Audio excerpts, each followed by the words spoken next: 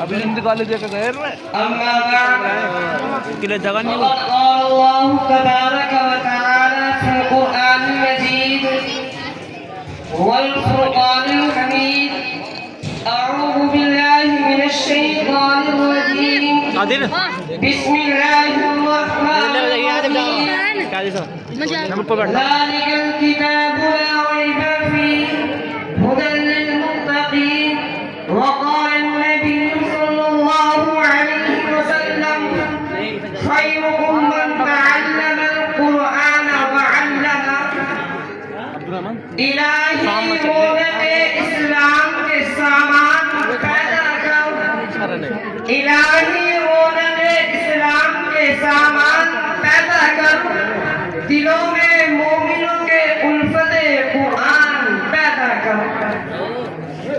صدر محترم اسٹیج پر مولوی افروز بکی بھائی بزرگوں دین اور حاضرین بھائی اس بندے کو بنانا پھر نہیں بنانے کا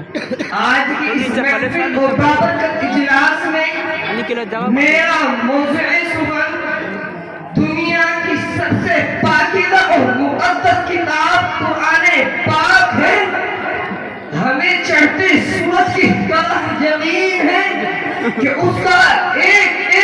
سچا اور صادق ہے وہ قرآن پاک جس کی زبان مقدس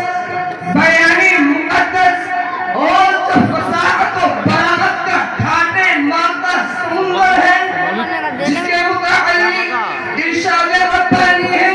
قرآن وہ کتاب ہے جس کے صادق اور برحق ہونے میں کوئی شک و شبہ نہیں جس کے بارے میں محسن انسانیت حضور پاک صلی اللہ علیہ وسلم نے ارشاد فرمایا کہ تم میں سب سے بہتر وہ شخص ہے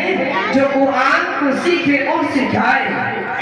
دعا کیجئے کہ خداوند قدوس ہم سب کو قرآن پاک کی دولت سے مالا مال فرمائے نوجوان دوستو یہی وہ قرآن ہے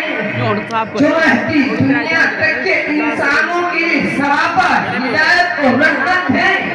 یہی وہ قرآن ہے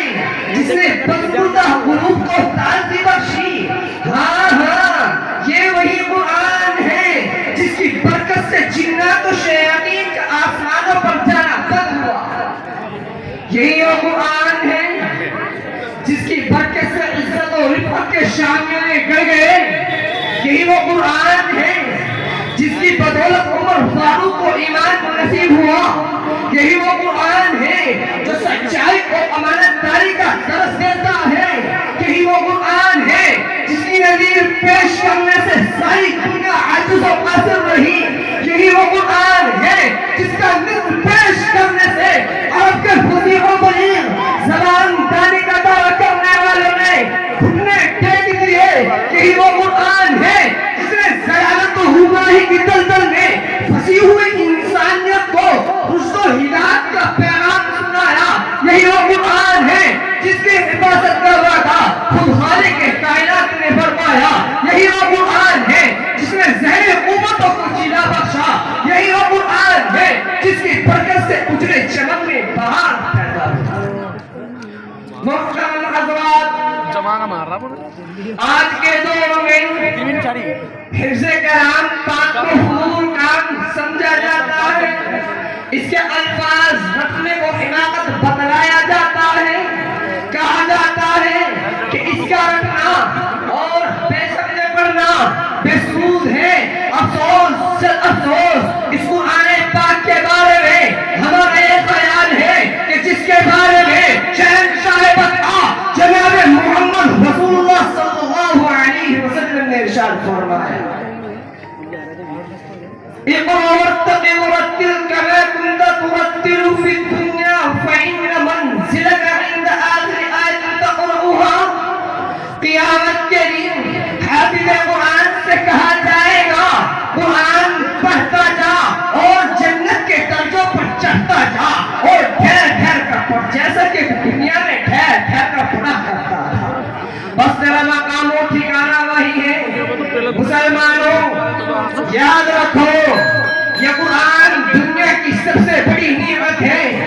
زمین و آسمان چاند سورج اور ستارے تو اس نعمت کا مقابلہ نہیں کر سکتے. یہ قرآن رب کائنات کا مقدس اور عظیم کلام ہے. اور کیوں نہ ہو جبکہ اس کا اتارنے والا خود خالق امین جس کے ذریعے اتارا گیا وہ بھی روح الامین جس مقام پر نازل ہوا وہ بھی بلد الامین جس مہینے میں نازل ہوا وہ 1000 مہینوں سے بہتر جس رات میں نازل ہوا وہ 1000 مہینوں سے بہتر ہے.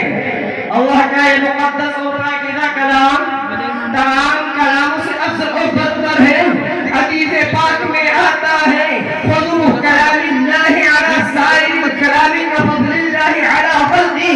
اللہ کے کلاموں کو سب کلاموں پر ایسی ہی فضیلت ہے جیسے خود حق کا شانوں کو تمام مخلوق پر.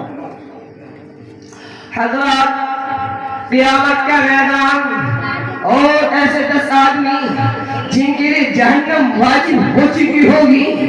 حافظ قرآن اپنے رب کی بارگاہ میں سفارش کرے گا. پروردگار عالم اس کی سفارش قبول کرے گا اور ان کو اس حافظ قرآن کی برکت سے نجات عطا ہوگی. مسلمانوں قرآن کریم سے وابستہ ہو جاؤ